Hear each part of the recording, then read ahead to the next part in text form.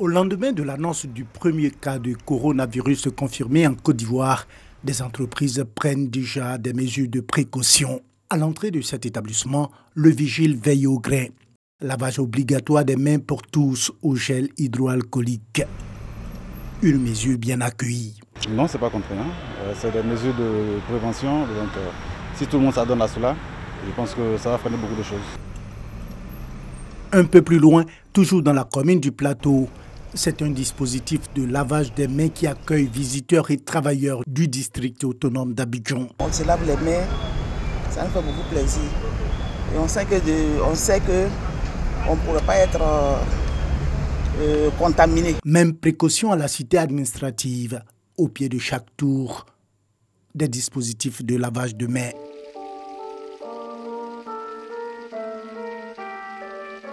À peine le premier cas de coronavirus confirmé en Côte d'Ivoire que le ministre de la Santé et de l'Hygiène publique est monté au créneau pour annoncer aux populations les mesures de prévention. Ce que nous demandons aux Ivoiriens, c'est tout de même de faire confiance à notre système. Le système, le dispositif qui est en place a bien marché jusqu'ici. Nous lançons un appel pour que nous fassions preuve de beaucoup plus de discipline. Des mesures qui ont eu un écho favorable auprès des populations. Il faut que nos grands font quelque chose pour nous protéger. Pour une question de sanitaire, pour une question de santé et de préservation de la vie, je pense que toute précaution qui va dans le sens de préserver la vie est toujours bien accueillie. Mais tous les magasins ou lieux publics n'ont pas encore installé de dispositif de lavage des mains à leur entrée. C'est le cas devant ce supermarché du Plateau. La maladie est arrivée, puis tout le monde a peur. On devait mettre un peu de gel, une bouteille, pour que tout le monde se lave les mains.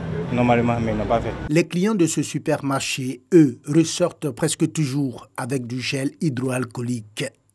Mesures personnelles de précaution obligent. C'est deux que j'ai pu avoir. Mais avant qu'ils puissent avoir les deux, on s'est frappé. Parce que, bon, actuellement, la leçon est déjà passée. Donc, il y a un problème jusqu'à présent. Donc, jusqu'à 14, on va envoyer quelques gels encore. Et on vient de nous annoncer qu'il y a les premiers cas de virus, coronavirus chez nous ici. Et donc, là, il faut se prémunir déjà en payant ces gels. Problème, de nombreuses boutiques sont en rupture de gel hydroalcoolique. Cap sur la commune de Yopougon, précisément à la zone industrielle où se trouve un fabricant bien connu de gel hydroalcoolique. Son entreprise a pris des dispositions pour faire face à une éventuelle hausse brutale de la demande. On fait le maximum. On a même mis des lignes de production en plus. On a mis des équipes en plus pour subvenir aux besoins de la population. Il nous montre ici comment utiliser le gel hydroalcoolique de façon efficace et a promis de ne pas augmenter le prix du gel. Il est important de, même avec une noisette comme on dit, on a d'abord les ongles, c'est sûr, parce que c'est ici qu'on a beaucoup le plus souvent de...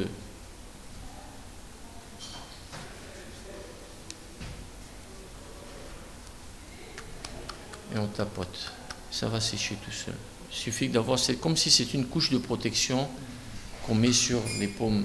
On n'a pas augmenté les prix. On a plutôt diminué. Maintenant, vous savez, les commerçants, comment est-ce qu'ils sont?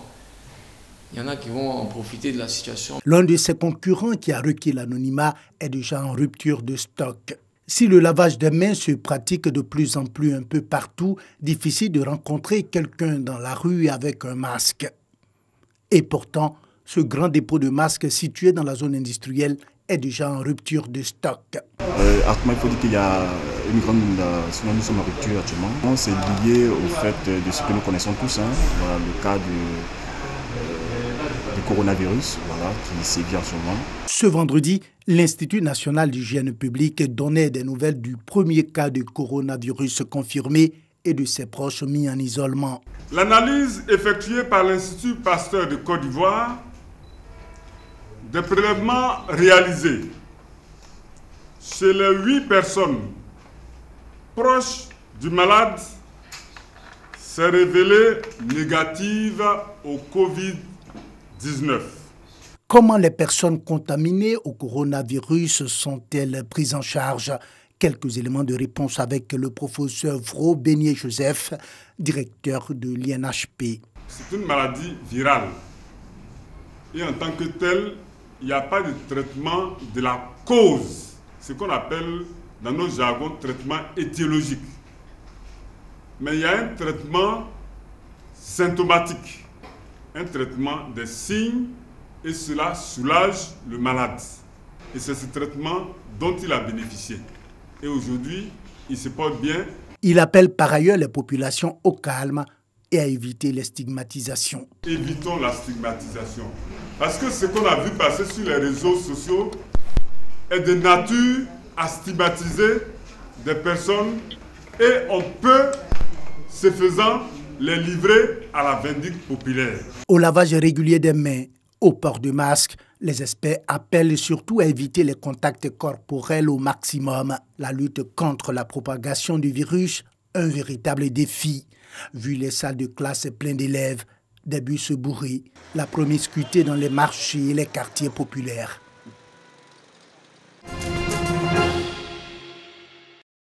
Il s'agit de 3 patients de nationalité ivoirienne.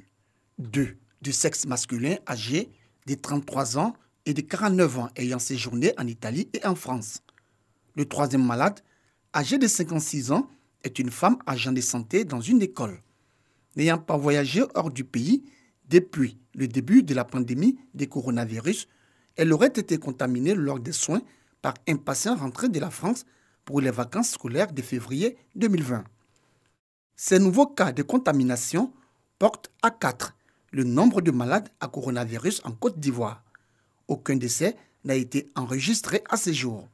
Le ministère de la Santé et de l'Hygiène publique rassure que tous les malades sont pris en charge et que leur état de santé est stable et ne suscitant aucune inquiétude.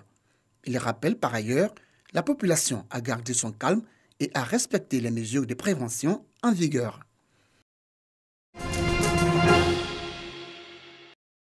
Une agence d'Air Algérie prise d'assaut à Paris. La compagnie a réduit nettement ses vols de et vers la France.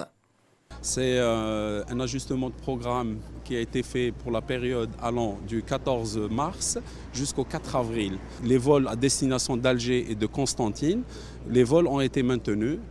Et là, ces gens-là se présentent pour pouvoir modifier leur voyage. Ma mère doit partir mardi en Algérie pour la ville d'Oran. Certains vols sont suspendus, donc on a un peu la réponse.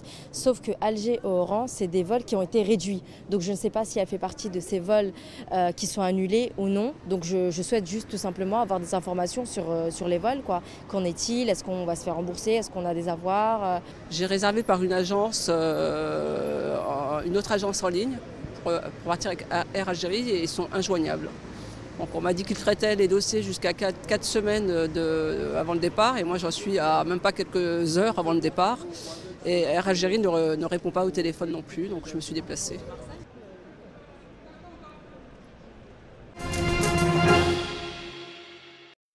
Ce directeur commercial d'une entreprise est à la recherche d'autres cordes à son arc, comme les autres participants au programme de renforcement des capacités du secteur privé en efficacité énergétique et en énergie renouvelable.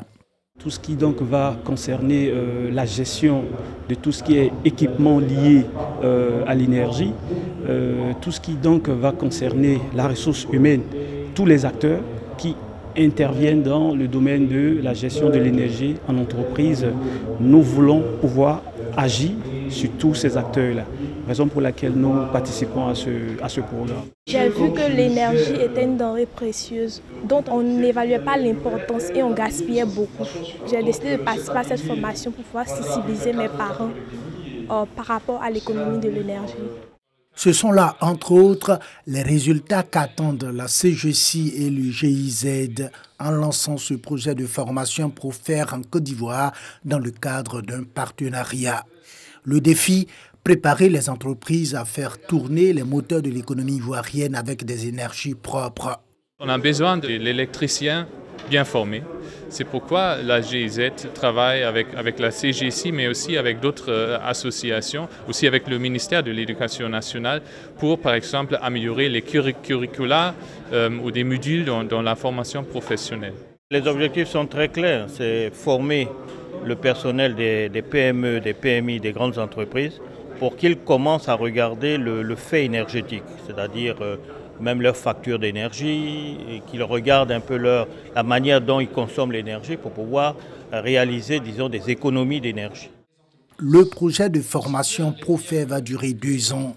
Il permettra le renforcement des capacités de 685 personnes, dont 25% sont des femmes, et la formation de 90 experts avec 25% de femmes. C'est au total une enveloppe de plus de 9 milliards de nos francs que l'Allemagne a mis sur la table pour aider la Côte d'Ivoire à développer son efficacité énergétique et son potentiel en matière d'énergie renouvelable.